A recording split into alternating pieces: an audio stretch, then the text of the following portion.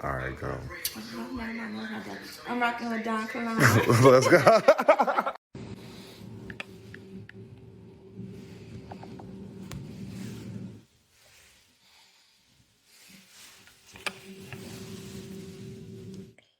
Peace and love. How's everybody feeling?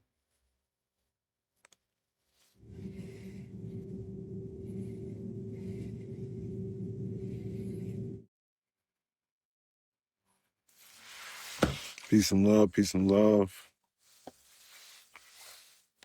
About to get started.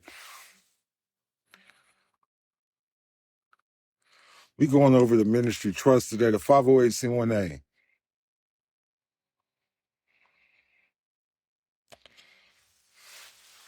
Peace, peace, peace.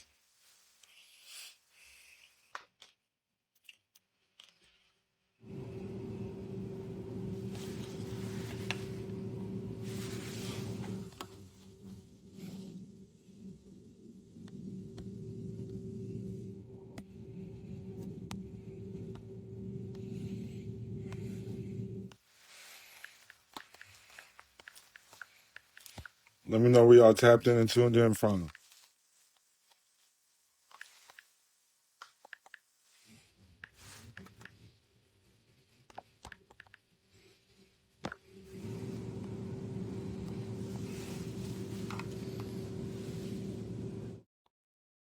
Let me know where you tapped in and tuned in from. We in Vegas right now.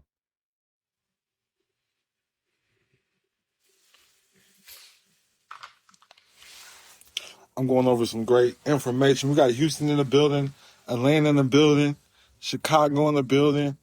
We got Vegas in the building, Florida in the building. If you have a trust or you need someone who needs to know this information, send this to them right now, even if they're in bed. But it's Friday. Happy holiday. Happy holiday. We got LA in the building, Birmingham in the building, Los Angeles deep. We got Virginia in the building.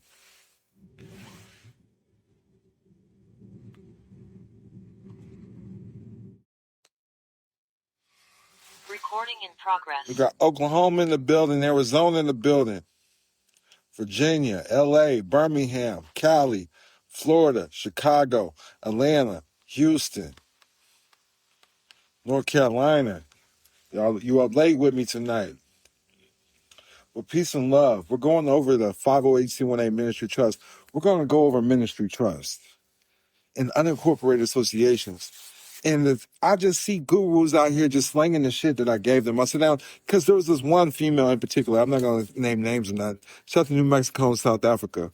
I see her slanging my shit that I gave her because she was slanging the wrong packages and just getting people in some jams. I said, you can't do that because she's a good person, you know what I'm saying?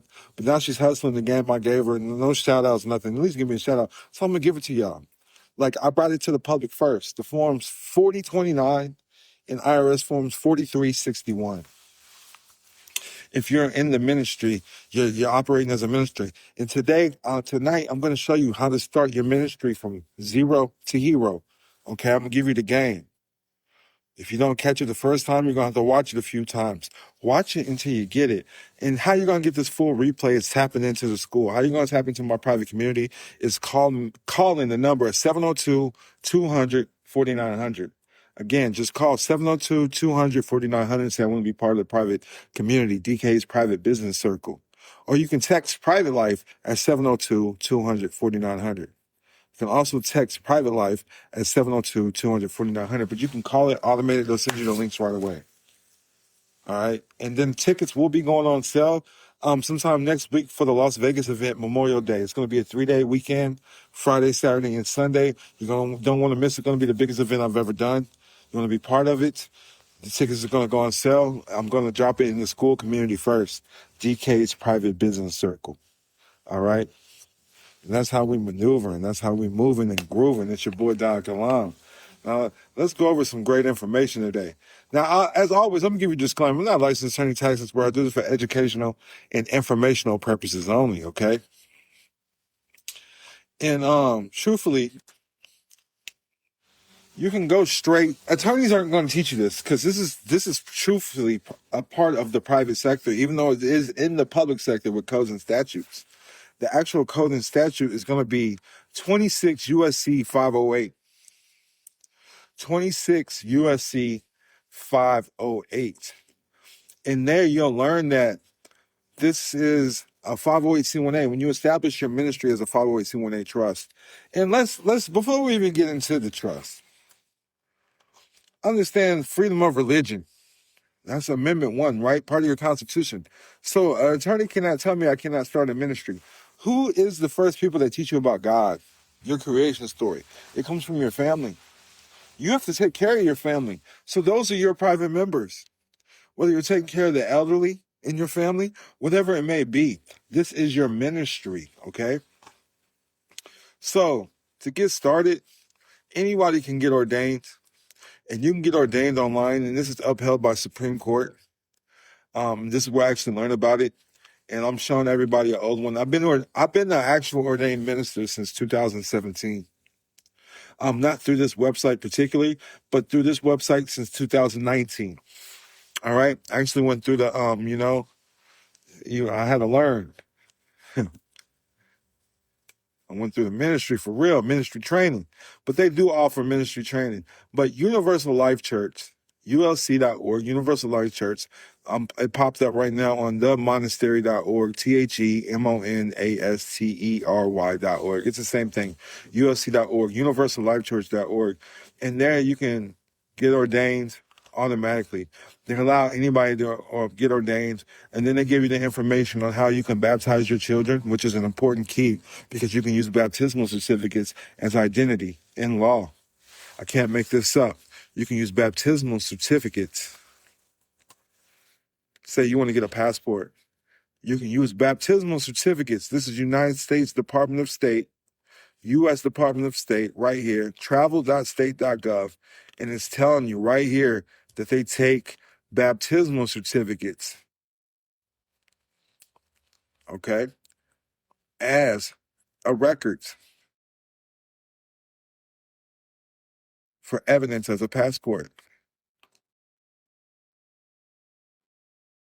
Right here, as you can see, simple Google search. And then look, you can make your own affidavits of birth, because I need everybody to understand the baptismal certificate is putting you on their religious status, which I want you to understand this, that the religious status, church versus the state. A lot of people don't understand or comprehend that there was a real church versus the state. Okay? You're going to start asking questions, I'm going to kick you out. Because this is for my school members. I'm dropping game. I'm bringing it to the public live so y'all can get the game too. Take notes. You want this replay, you're going to go to the school. Again, call the number 702-200-4900. Say, I want to become part of the private community. Simple as that. Now, so they do have birth affidavits with the Department of State. So back to what I was stating. Let me just turn these comments off. Turn them off. I'm not Google, not your daddy. You can ask them for free. You understand? I'm dropping game for free. Y'all still want to ask questions and bother me while I'm in my flow. I'm in my fucking flow because you're disorganized in your mind and you're not in your fucking flow because you hang around losers and watch porn all day. What's done in the dark comes out in the light. I know you're playing with yourself because you're playing with yourself out in the light. Now let me keep going. So you can use a baptismal certificate as proof of his identity with a birth affidavit when it comes to the Department of State. Okay? Sure. So first of all, I went over how to get ordained. Let me get back on the game, okay? For you peasants, only a peasant would interrupt somebody or ask questions and beg. As king, only the king asks questions. If you're not doing that in your life, you only be asking questions anyways. You need to shut up and take notes. Why you joined the live for? To learn something? Okay, then. You can ask questions all day on Google. So Universal Life Church. So now everybody's ordained. So now you can feel that it's legitimate, okay? They break down the marriage laws for each state. Wherever you're at, they're going to give you the information that you need. Help you perform weddings. Help you get and baptismal certificates. I got all this. I show it in the school, okay? I have all of this. I'm about to show y'all right now for the people that, in case y'all need to revisit. But you can just go into school and just type in ordained when you're in the school because it's like a search engine. And I posted all of my stuff. So boom, there's my certificate of ministry, official with a stamp and seal. There's a certificate of baptism. I got it all from the Universal Life Church. And all this is lawful and legal. You get the clergy passes, you get your card with your name on it. This is official, okay? Universal Life Church. You can get I've got my, the outfits, all of that. They got it all.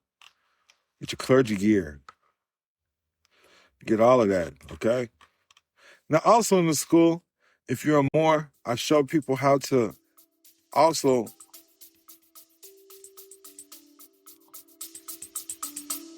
We'll be back after a quick break.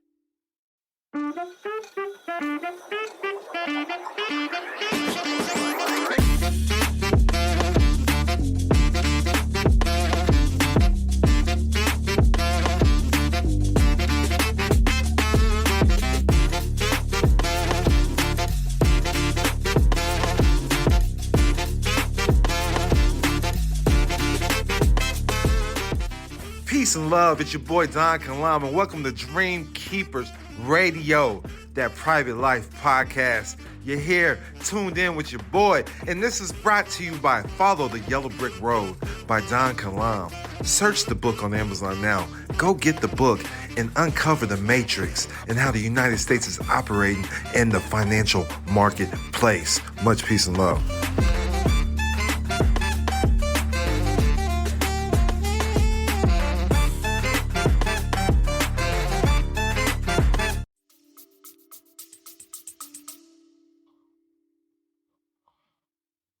Get baptized as a Moor. So you can use your Moorish birth certificate, okay? Like here, a Muslim baptismal certificate. And now you can go through this way and but you can do this with any baptismal certificate, okay? Well, I just want y'all to see this is what's going on. This is the package they got going on. They used to sell it. They're not selling it no more. Well, some of my members got it. That's messed up, though. It was a nice little package, but you can get your own. Create your own ministry, create your own baptismal certificate. That's the best way. That's the best route to go, truthfully. You know, you're baptized on the family. You're a member of the family. You can prove that you're a member of the family now. I hope that makes sense for everybody. Now, just now that you're ordained and you got your ministries, you know, you feel like you're a real ordained minister. It's legal. You can put it on a public record, you know, the county recorder's office. Now is the time to create your 508c1a. This is a ministry trust.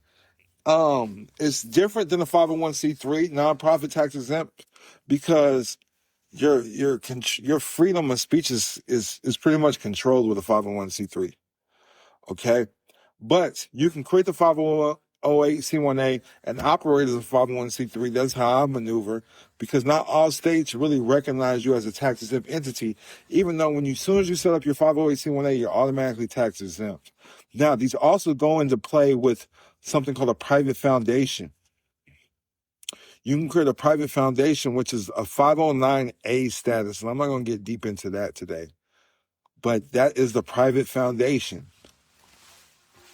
Now, when we're looking at the law, we can look at the law right here, 28 U.S.C. 508. So new organizations must notify the secretary that they are applying for recognition of Section 501c3 status, except as provided in subsection C. So when we got, and then the exceptions are churches, integrated auxiliaries, conventions, or associations of churches. And then private foundations. Private foundations do not have to report. And this is since October 9th, 1969. Mandatory exceptions. So you do not have to report anything to the IRS. You do not have to report taxes. This is a tax exempt entity. You do not have to file anything with the IRS. Now, what I need everybody to understand is the way that I'm showing everybody how to maneuver. These assets are no longer yours. So boom, we put the house in the church. We give it up to the church because you can understand that back in the day, that's what everybody used to do.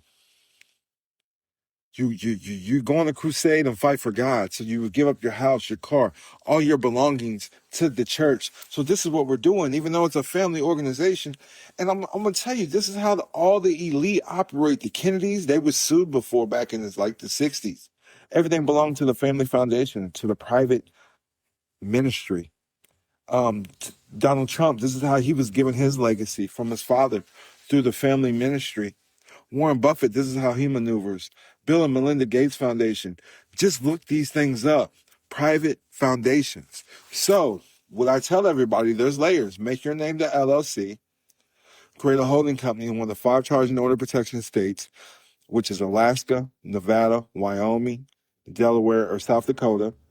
The holding company is going to be manager managed because with LLCs, you got manager managed and you got member managed. Your name that's a business will be member managed, and then a single member will be the holding company in one of those 5 charge and order protection states. Now, the beneficiary owner of the holding company is going to be this 508c1a. So it's gonna acquire all your businesses. You give up all your businesses, you give it all up. The beneficial owner is now the trust. Now, when we hand this down, I hand down positions of this church, positions of this trust, because this trust will live in perpetuity, which means forever. So my kids get positions of the trust. They don't become the beneficiaries. The beneficiary is always going to be humanity, but the family will always be able to handle the positions. The beneficiaries can be the family, though. The family is truthfully the grantor, the trustee, and the beneficiary. And that's how we maneuver, because it's there to create and take care of the family. It's there to grow the family. It's there to grow the family assets. It's there to grow the family trust. It's there to multiply, and it's there to protect. And that's how we maneuver. When you make your name a business, everything is deductibles and tax credits. That's the only time we have to produce anything to the IRS. Now, I do want you to know that some states don't recognize this stuff, so you do have to create a 501c3. And in it, as I show the community, let me go. I just made a post today showing everybody how to do the 4361 in the school, right? So that's really why I'm making this video. So when you come here, I'm about to show you my documents. So with this right here, the Kilam of Kilam I had created in Colorado, you just see the attachment. This nonprofit will be operating as a 508c1n. When you go to the top, you'll see that this is an actual nonprofit corporation that I created with the Secretary of State, but I just put the attachment. And then you'll always see that, my registered agents are always businesses or trust. Incorporated is always a trust, usually, is how I maneuver. But this nonprofit will be operating as a 508c1a. And then it breaks down the code right there. That's the only attachment you have to put to your 501c3. And then if you're already operating as a nonprofit, you need to go ahead and place these under the 508c1a trust. The trust is now acquiring all your new businesses. You have given up ownership. The trust now is the controller of everything. There's no owner. It's owned enough to control everything. And that's how we're maneuvering. Now, we got the trust set up. We got our holding companies. If you got one, you can make your name a business. You're going to give up all the assets to this. Now, let's talk about it. And boom, boom, boom, boom. There's a private foundation, 26 USC 509. That defines what a private foundation is. All right? And that's how you can maneuver in another tax-exempt method. Now, I want everybody to understand that the 508c1a is an unincorporated association. So instead of just using the code, you can just make an unincorporated association as well. And this is how we're maneuvering. And this is what I'm going over in detail in Las Vegas. So an unincorporated association is a group of people in common law jurisdictions. And I love that. Understand common law. Common law is the body of government that does not operate through codes and statutes. Instead, they have stare decisis, Supreme Court decisions. It's common law. Unincorporated associations, whatever you want your law to be, okay? Now, same way with the church. You're creating your own laws and bylaws. Enter and understand that. So you're not incorporating with the Secretary of State. You're not incorporating with the state. You're outside the scopes of the state. Therefore, you cannot be taxed. And you go in all these different jurisdictions, you will not be taxed. So when we go back to the unincorporated association, we can look it up and see that this is recognized globally. An unincorporated association is a group of people in common law jurisdictions such as the United Kingdom, Canada, and New Zealand who organize around a shared purpose without forming a corporation or similar legal entity. Unlike some civil systems where association gain legal personality upon registration, these groups lack such status and arise from contract rather than, as in the case of companies, administrative fiat. They are distinct from unincorporated partnerships because their members do not unite for profit. Easy to form with minimal formalities, unincorporated associations offer flexibility, but no separate legal identity. And you also won't have FDIC insurance. But look these things up. Everybody's bank will allow you to open an unincorporated association. This is an unincorporated association trust. It arises from contract. Contract is a trust. That's all the trust is a contract. And this is how the government truly maneuvers. And a lot of people don't understand this aspect about the government. And it's really simple. Anybody can do this stuff. It's just private contracts. And I'm telling you, ChatGPT allows you to do this as well. Now, before I get into these tax forms, because this is how I'm going to end it, I want everybody to see. I've been dropping this game since right after COVID, when I started seeing these things. So I was doing a little study on the U.S. Custom and Border Protection, and you'll see that travel documentation for the members of the Amish communities. And what it says, U.S. citizen orders of the Old Order Amish and Old Order Mennonite communities may generally establish U.S. identity and citizenship with an approved Internal Revenue Service IRS Form 4029. This form may be obtained from the IRS directly. This form is located at the IRS. U.S. citizenship may also be established with birth certificate, consular report of birth abroad, U.S. certificate of nationalization, or U.S. certificate of citizenship. So they have some type of birth certificate or some type of affidavit of birth, and they use an IRS form 4029 to travel and not show identification.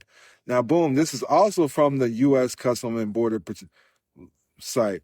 What form do the Amish need to establish U.S. identity and citizenship? U.S. citizen members of the Amish may generally establish U.S. identity and citizenship in an approved IRS Form 4029. IRS Form 4029.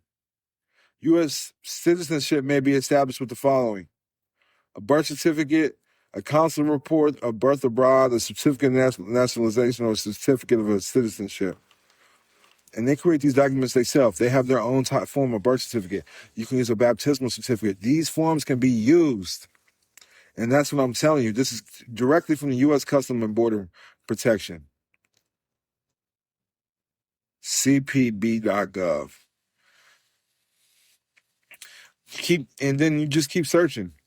Crossing the U.S.-Canadian border. I'm seeing this. All they need is these tax forms. A signed copy of the IRS Form 4029. Application for exemption from Social Security and Medicare taxes and waiver benefits. These IRS forms are used for forms of documentation to cross the border, which shows you that passports and IDs are just taxes. Now, so the 4029, I want everybody to understand, this is for the congregation. If you're a minister, use the form 4361. All right, and this is coming from the Social Security Administration Office. So there's a few forms you want to fill out. So the 4361, the application for exemption, this is for the ministers. You got ordained. This is for the ministers. And then, so what they're going to want to see is that you're part of a religious group that's before 1950 as well. So you just say you're an offshoot of whatever organization you believe in. So we're Moors, so we went with the Zodiac Constitution. I know there's a Moors Constitution, but we're directly under the Zodiac Constitution. So we attach that. We do have our nonprofit opened up in the public, and then, let them know you're operating as a 508c1a as well. And then there's something that you also want to attach called a SSA 1458. This is certification of the religious group. And you just fill in the information. It's pretty self-explanatory, but the templates are right there in the school. That's why I'm showing you guys. It's really not just enter yes or no. And then it wants the main thing is, has this religious group been in existence at all since December 31st, 1950? You want to put yes. And then they want to know which date is established. So this is why Freemasons fall under this. They were established before 1950. Jehovah's Witnesses, you want to be an offshoot of something that's already out there and be able to find their constitution or bylaws. Everybody has a board of directors. Everybody has, look up Jehovah's Witnesses board of directors. Look up Latter-day Saints board of directors. The Mormons board of directors. Everybody has their own type of trust. You want to get a hold of that trust. That's before 1950, because that's the rules that they're under. And that's what you send to the IRS.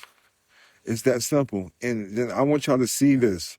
When you get these approved, that's all you need to cross the border. A lot of people don't really understand that everything is taxes. So I want everybody to see this. When it comes to the Amish community, they fill out the form 4029. All the old heads, all their leaders, they know which forms to file. And then when you go to the school, you go back to the school, it shows you where to send all of these things. So the IRS form 4361, the form 4029, these are all going to Philadelphia. Even the Social Security information that you're filling out with the Social Security office, that's going to Philadelphia. It's going to Pennsylvania. They have their own Social Security Administration religious exemption unit. And I fill all this out. I got it on file. I've been doing this since 2019, I want to say. And then I've been pushing the ministry trust heavy since 2020. So 6 years, going on 6 years, I've been teaching about the ministry trust. So it works. I got proven people that I work with that it works. But the unincorporated association is the route to go. It's unincorporated. So the only thing that makes this like a faith-based organization is you say it's religious or it's faith-based. With an unincorporated association, you could say a private club and maneuver the same way. Your family can also be a private club, but a PMA is a private ministry association or a private ministry association, private membership association. So you just have to be private members. You have to be voted in, or there has to be a process on how you become a member. It's the same thing with LLCs and all of that, except these are private. They are not incorporated with the state. So therefore, we do not have to provide information. We do not have to volunteer information to the public.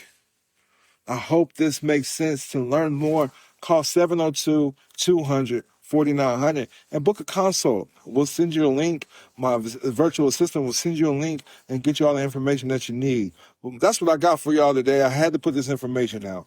Much peace and love.